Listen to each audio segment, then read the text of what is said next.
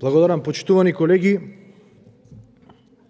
За да има стратегија и програма за справување со корупција, најпрво треба да имаме власт која што не е корумпирана. Но во состојба кога имаме влада која што генерира корупција, апсолутно најтешко е да се спроведе и да се постави стратегија и план за справување и за борба против корупција. Колку за подсетување, оваа влада која што сега управува со Република Македонија не така одамна зборуваше, ветуваше дека ќе има едно општество за сите, дека ќе има живот за сите, ветуваше брда и долини и дека нема правда, нема мир. Но неколку години подоцна во Македонија тие што треба да се борат со криминалот, тие генерираат криминал, тие што треба да спроведат правда, тие генерираат неправда. Гледаме дека тие што треба да се борат со шверцот на дрога, тие тргуваат и тие шверцуваат дрога. И затоа сме на ова ниво кое што денес. И абсурдот да е поголем. Луѓето кои што овде декларативно се залажуваат и се декларираат дека се борат против корупцијата.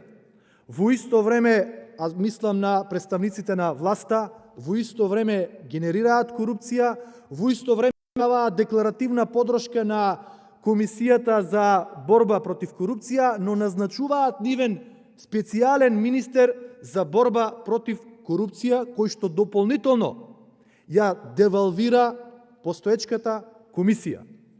Наместо да се даде значење на комисијата која што е надлежна за борба против корупцијата, тие ја девалвираат со нивен представник, партиски висок представник, кој што во наводници ќе се бори против корупцијата.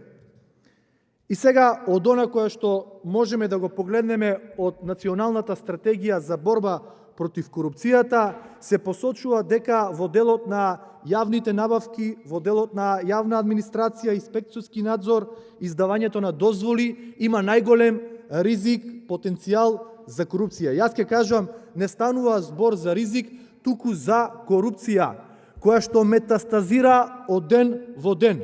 Корупција која што ја рангира Македонија да биде рај за корупцијата и да посакуваат и најголемите криминалци да живеат во Република Македонија. Впрочем, тоа го покажа и докажа со скандалот со пасоши, каде што Министерството за внатрешни работи во тесна соработка со најголемите криминалци во Европа и светот им дале пасоши да бидат македонски државјани. И затоа велиме дека Македонија е рај за корупција. Кога ги наведовме сите овие сфери каде што има корупција, кога зборуваме за јавните набавки, па тоа ни го потврдуваат сите институции, дека при јавните набавки се злоупотребуваат државни пари. Замислете, Центарот за граѓански комуникации потврдува при неодамнешното истражување дека за само една година 40 милиони евра, висина од 40 милиони евра се склучени договори во 4 очи. 40 милиони евра се подсомнеш дека голем дел од овие средства завршиле како процент кај некое локално директорче, кое што го зголемило анкетниот лист за некоја година и на тој начин генерирало корупција. Но освен јавните набавки, секторите кои што се посочуваат дека се подложни на корупција се правосудството, Министерството за внатрешни работи, здравството.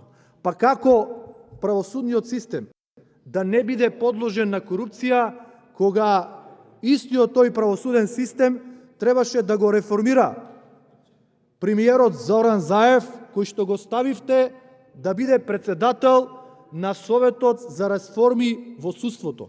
Наместо да го реформира тој генерира корупција, тој ја метастазира корупцијата во правосудниот систем.